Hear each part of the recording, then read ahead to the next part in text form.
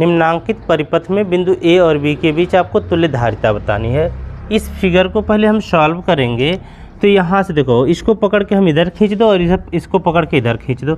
जब इधर खींचोगे तो ए पहुँचेगा यहाँ पर और ए वाला पहुँचेगा यहाँ पर। ए पॉइंट यह है, ये वाला पॉइंट, और ये वाला पॉइंट यह है, और ये तुम्हारा पॉइंट ए आ गया यहाँ पर। ठीक है, अब देखो यहाँ पर जो लगा हुआ है वो है 2 माइक्रोफैरड का, और यहाँ पर भी लगा है आपके पास 2 माइक्रोफैरड का। इसी प्रकार से ये भी खिंचाया होगा तो ये पहुँचा होगा ऊपर ऐसे, यहाँ पर ये 6 माइक्रोफैरड का, और यहाँ से ये आया होगा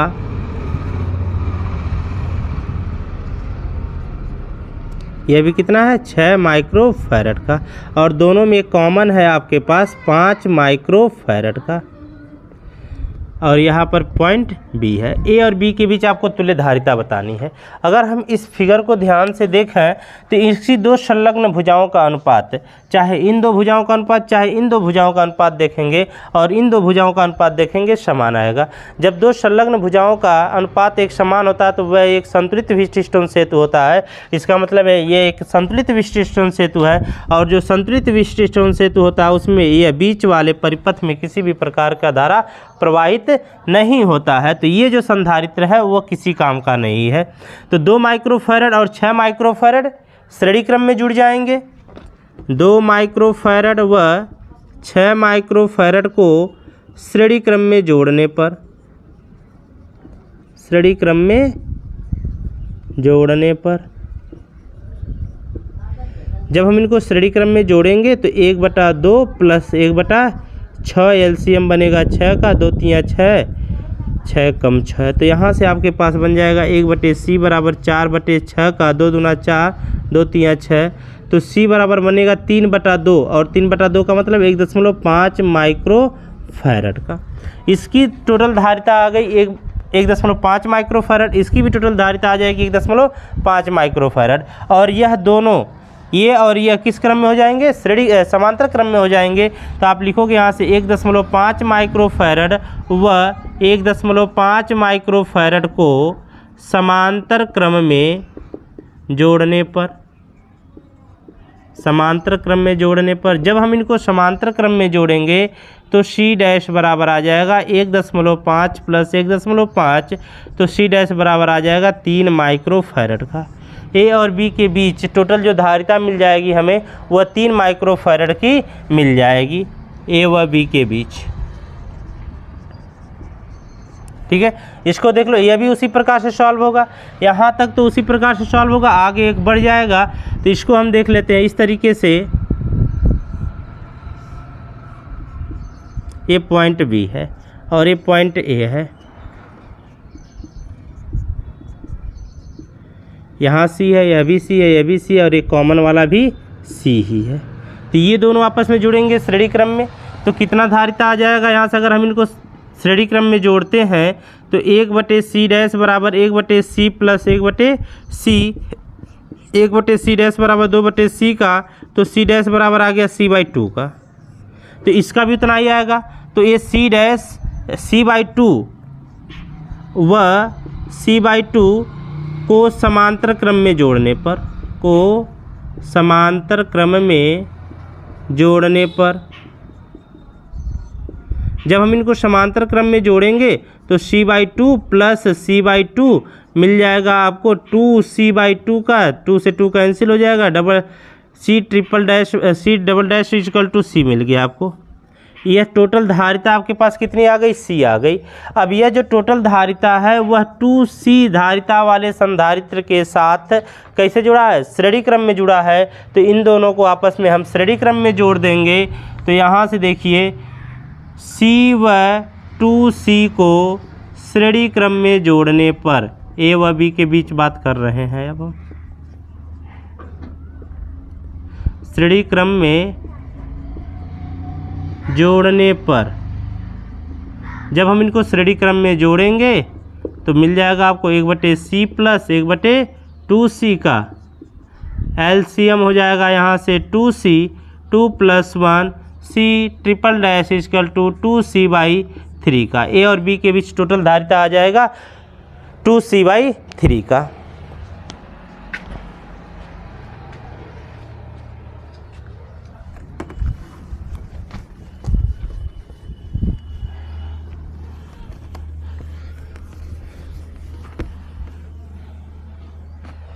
देखो ये अगला परिपथ है तुम्हारे पास, इसमें भी बिंदु ए और बी के बीच टोटल धारिता बतानी है। यहाँ पर ए है और यहाँ पर बी है।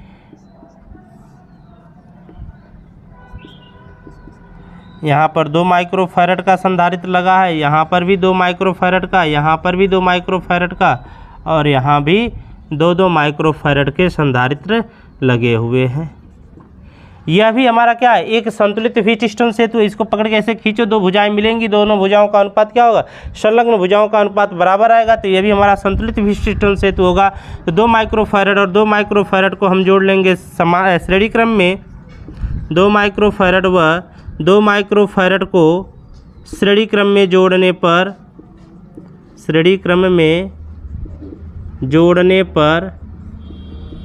जब हम इनको श्रेणी क्रम में जोड़ेंगे तो आ जाएगा 1/c बराबर 1/2 प्लस 1/2 का। तो 1/c बराबर आ जाएगा 2/2 का।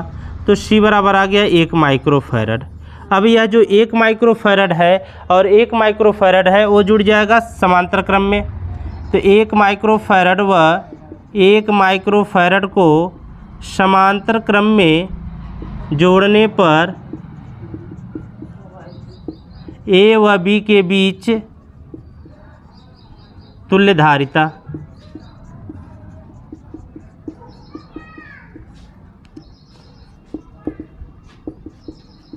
यहाँ से मिल जाएगा आपको 2 माइक्रोफैरड ए और बी के बीच टोटल धारिता हो जाएगी।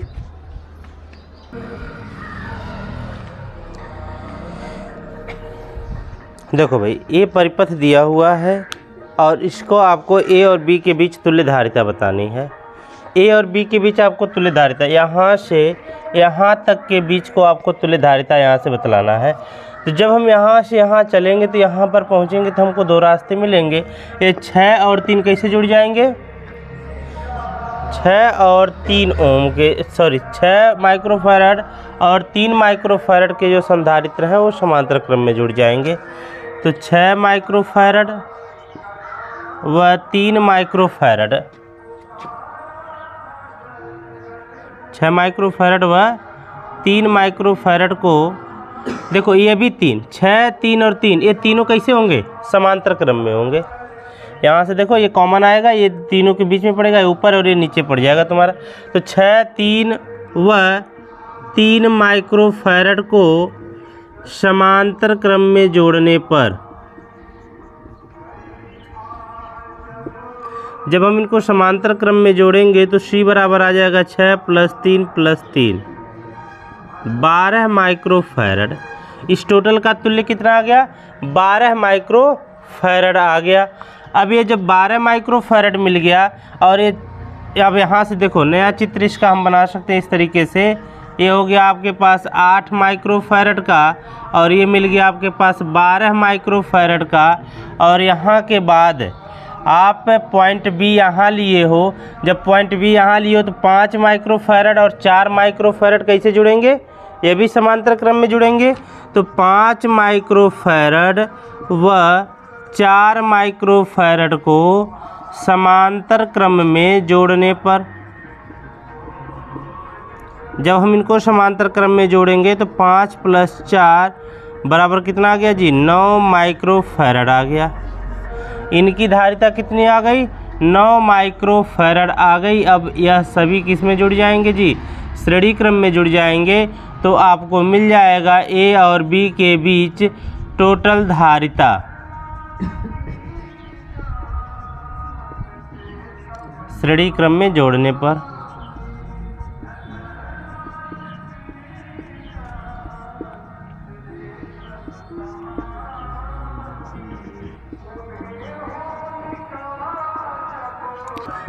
एलसीएम हो जाएगा इसका 72, 12 × 6 72, 9 × 8 72, ऐड करो 9 × 6 15 और 15 × 8 23, 23/72 का 1/c बराबर, तो c बराबर आ जाएगा 72/23 माइक्रोफैरड का।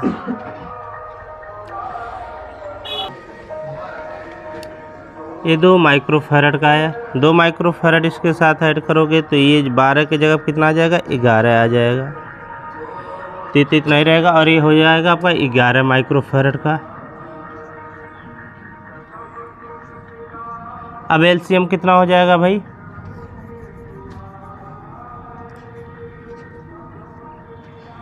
88 गुणा 9 8 72 का 2, 8 9 72, 72 7 79,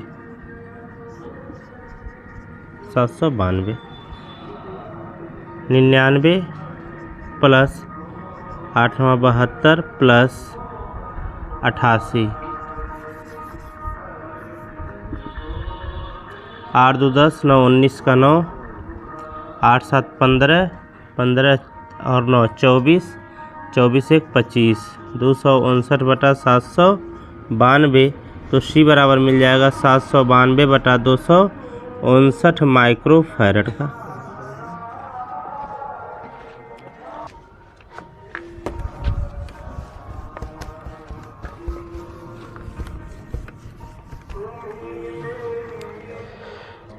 देखो भाई, समान धारिता के 4 संधारित्र हैं जो श्रेणी क्रम में 10 वोल्ट की बैटरी से जुड़े हैं।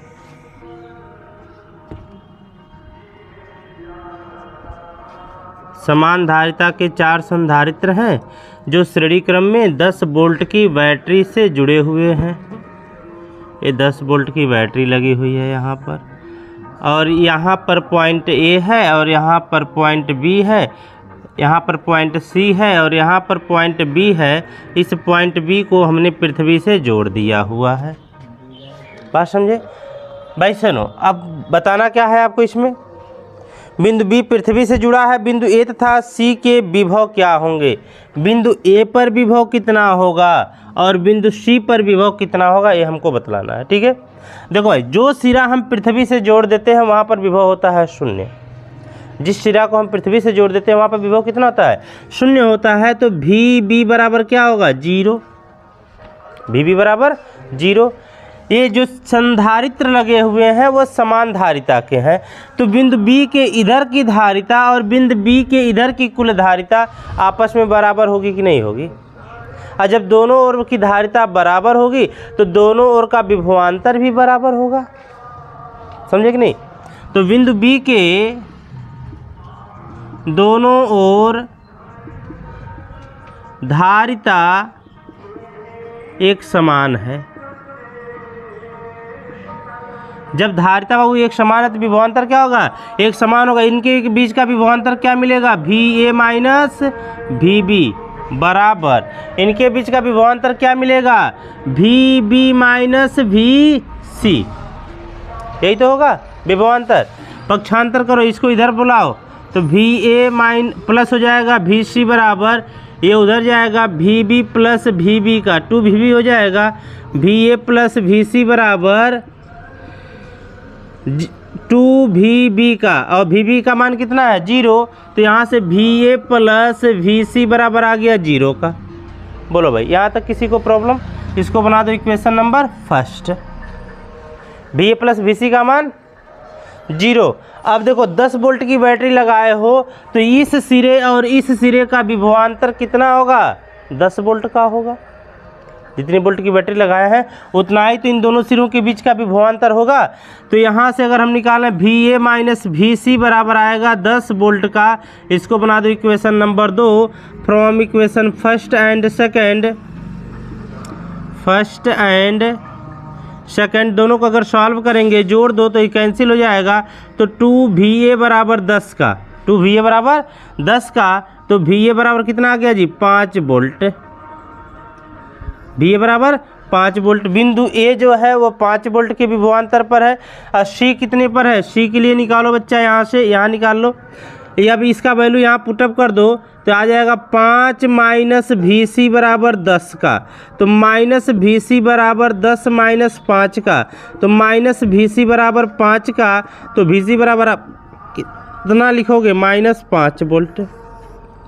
दूसरा सिरा बिंदु सी कितने वोल्ट के विभवांतर पर है? माइनस 5 वोल्ट के विभवांतर पर है। और बिंदु बी जो है वो प्लस 5 वोल्ट के विभवांतर पर है। ठीक है,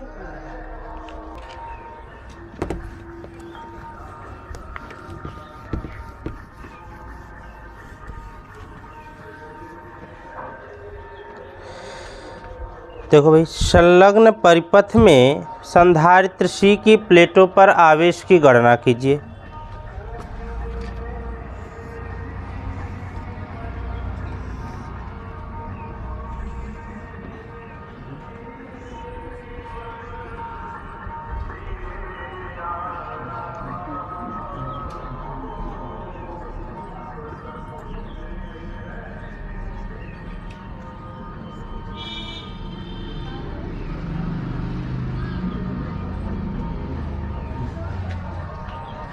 बैटरी का विद्युतवाहक बल E दिया है और आंतरिक प्रतिरोध स्मॉल r दे रखा है। यहाँ पर पॉइंट A दिया है और यहाँ पर पॉइंट B दिया है। ये पॉइंट A है और वो पॉइंट B है और ये संधारित्र C है। इसी संधारित्र C पर आवेश का वैल्यू आपको बताना है। संधारित्र C पर आवेश का वैल्यू बताना है। तो देखो भाई, Q बराबर क्या होता है, CV। C तो हमको पता है, अगर हम किसी जुगाड़ से भी निकाल लें तो हम यहाँ से बता देंगे कि इस संधारित्र पर आवेश कितना होगा। बात समझ रहे हो? तो पहले तो आप ये देखो बैटरी कितनी धारा दे रही है। बैटरी द्वारा दी गई विद्युत धारा, बैटरी द्वारा दी गई विद्युत धारा, बैटरी द्वारा दी गई विद्युत धारा। तो I बराबर क्या होता है जी, E बटे R प्लस R से। I बराबर क्या होगा, E बटे R प्लस R से। E क्या होता है, सेल का या बैटरी का विद्युतवाहक बल होता है। स्मॉल r उसका आंतरिक प्रतिरोध होता है और कैपिटल R जो होता है वो बाह्य प्रतिरोध होता है। तो बाह्य प्रतिरोध यहाँ पर तुमको दो दिख रहा है, एक R1 है, एक R2 है। और दोनों किस क्रम में दिख रहे हैं, समांतर क्रम में। तो क्या हम इसको जोड़ेंगे कि नहीं जोड़ेंगे, आगे देखो। जब बैटरी यहाँ से धारा देगी तो यह धारा I ऐसे निकल के आएगी, इस पॉइंट पर पहुँचेगी तो इसको दो रास्ते मिलेंगे। एक रास्ता इधर से होके जाएगा, एक रास्ता इधर से होके जाएगा। तो दोनों रास्तों से धारा जाने का प्रयास करेगा। तो जो धारा इधर से होकर के जाएगी, आगे जाने पर क्या मिलेगा, संधारित्र। और संधारित्र की विशेषता हमने बताया था, संधारित्र जो होता है सिर्फ AC करंट को फ्लो करता है और DC को ब्लॉक कर देता है। DC को प्रवाहित होने देता है, नहीं देता है। तो यह DC है कि AC है, बैटरी से DC करंट मिलेगा। ये DC करंट इधर से जाने पाएगा, नहीं जाने पाएगा। तो इधर से कोई धारा प्रवाहित नहीं होगी, समस्त धाराएं इधर से होके निकलेंगी। तो बताओ इस धारा के मार्ग में कौन सा प्रतिरोध आएगा, R2 आएगा, R2 ही तो आएगा। तो यहाँ से I का मान मिलेगा सर E बटे R2 प्लस R का, R2 प्लस R का। अगर हम इनके सिरों के बीच विभवांतर निकालें तो V बराबर IR से, V बराबर IR से, तो I का मान E बटे R2 प्लस R। और R कितना लोगे सर, वही R2 हो गया। तो V बराबर आ गया आपके पास R2 E बटे R2 प्लस R का। अब आप निकाल सकते हो Q बराबर CV से, Q बराबर CV से। C का मान C है, V का मान निकाले हो R2 E बटे R2 प्लस R का। यह मिल गया आपके पास संधारित्र पर संचित आवेश की मात्रा।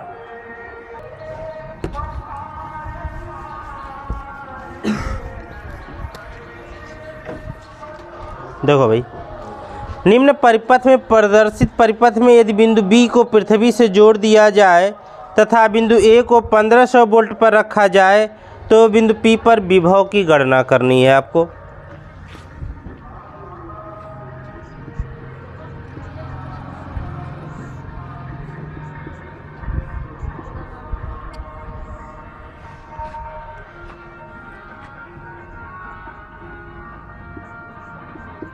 यह बिंदु B है जिसे हमने पृथ्वी से जोड़ दिया है, बिंदु A है और बिंदु P पर आपको विभव बतलाना है।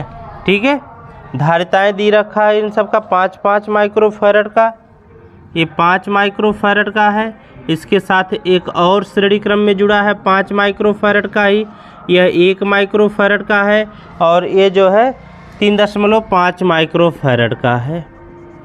तो पहले तो आप इनकी धारिता निकालने की कोशिश करो, धारिता कितनी आ रही है टोटल। तो 5 माइक्रोफैरड और 5 माइक्रोफैरड कैसे जुड़ जाएंगे जी, श्रेणी क्रम में। जोड़ने पर, जब हम इनको श्रेणी क्रम में जोड़ेंगे तो आपको मिल जाएगा 1/c बराबर 1/5 प्लस 1/5 का, तो 1/c बराबर मिल जाएगा 2/5 का, और c बराबर मिल जाएगा 5/2 अर्थात 2.5 माइक्रोफैरड का। अब 2.5 माइक्रोफैरड और 1 माइक्रोफैरड समांतर क्रम में, 2.5 माइक्रोफैरड व 1 माइक्रोफैरड समांतर क्रम में जोड़ने पर,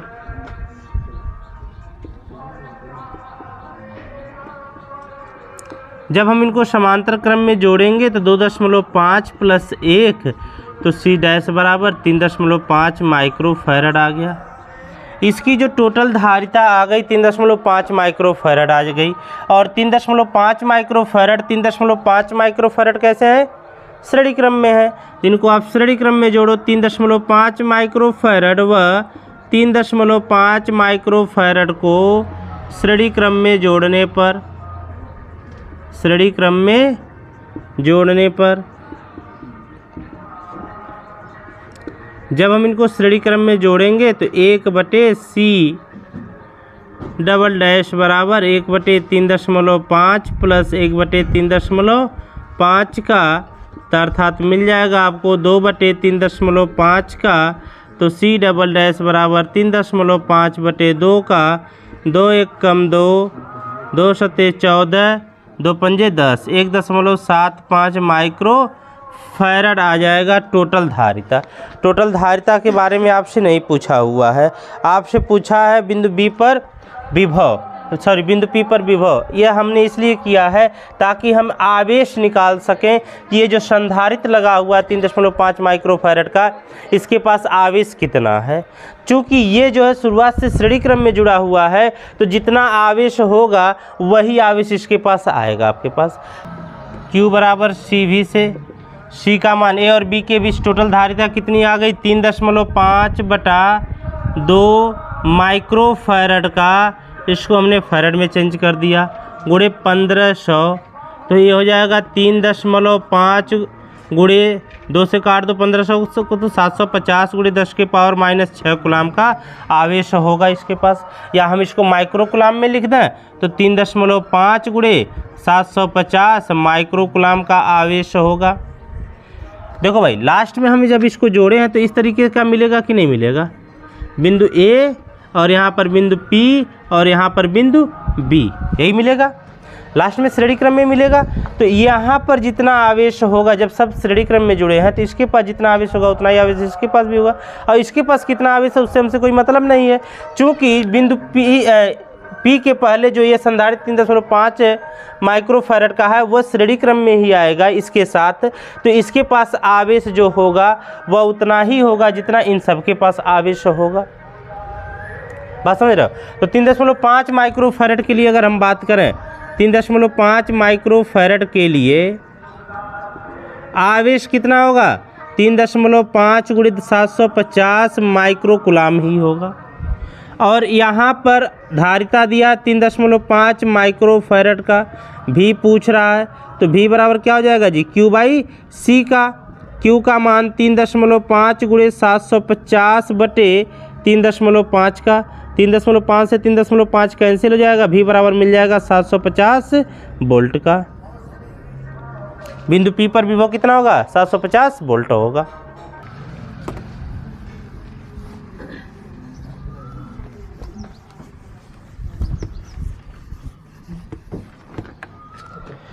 जीरो 0.2 माइक्रोफैरड धारिता के एक संधारित्र को 600 वोल्ट के बैटरी से आवेशित किया गया है। बैटरी हटाने के बाद इसे 1 माइक्रोफैरड संधारित्र के साथ समांतर क्रम में जोड़ दिया जाता है। संधारित्र का विभव 600 वोल्ट से बदलकर कितना हो जाएगा?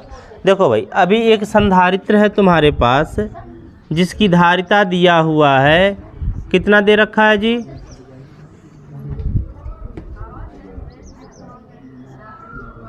इसकी धारिता दे रखा है 0.2 माइक्रोफैरड। 0.2 माइक्रोफैरड का एक संधारित्र, इसे 600 वोल्ट की बैटरी से जब हम आवेशित करेंगे तो इसके पास आवेश कितना आएगा। संचित आवेश अगर हम निकालें यहाँ से, संचित आवेश Q बराबर CV से, C का मान आ जाएगा आपके पास 0.2, इसको माइक्रोफैरड में ही रखेंगे तो आवेश की मात्रा माइक्रोकुलाम में निकलेगा, ठीक है। और V का मान 600, तो यहाँ से आ जाएगा आपके पास 6 दूना 12, 120 माइक्रोकुलाम आवेश का मान मिल गया। अब कह रहा है अगर इस बैटरी के साथ, इस संधारित्र के साथ हम एक और संधारित्र 1 माइक्रोफैरड का कैसे जोड़ दें जी, समांतर क्रम में जोड़ दें, समांतर क्रम में जोड़ दें, तब बताइए इसका विभवांतर बदल करके कितना हो जाएगा। अगर हम यहाँ से अब टोटल धारिता निकालें तो 0.2 माइक्रोफैरड और 1 माइक्रोफैरड कैसे जुड़ेंगे, समांतर क्रम में, तो यहाँ से आ जाएगा 1.2 माइक्रोफैरड टोटल धारिता आ जाएगा। Q बराबर CV से, इसके पास आवेश कितना है 120 माइक्रोकुलाम, C का मान 1.2 माइक्रोफैरड गुणा V का, तो V बराबर हो जाएगा 120 बटा 1.2 का, कैंसिल करोगे 10 बार में कैंसिल हो जाएगा तो आ जाएगा आपके पास 100 वोल्ट। विभवांतर कितना होगा, 100 वोल्ट का होगा, पहले 600 का था अब 100 वोल्ट हो जाएगा।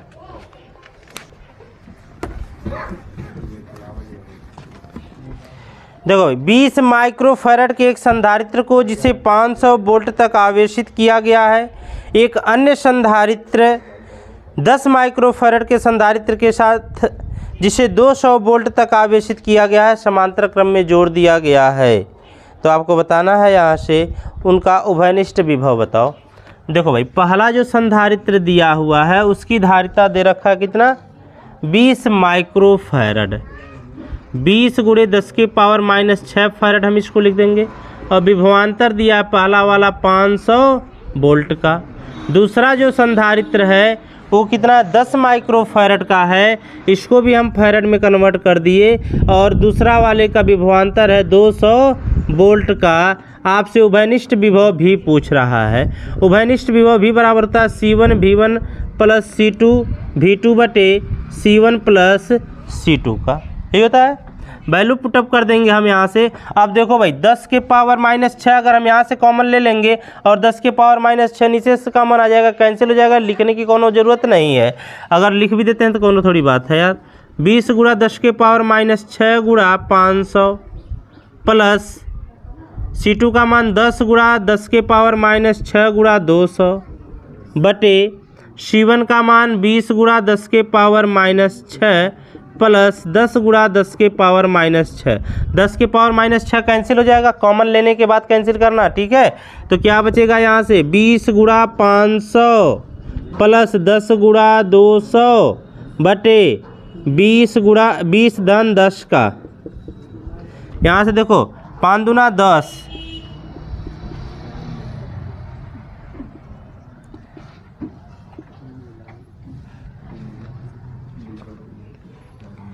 बटे 30 का,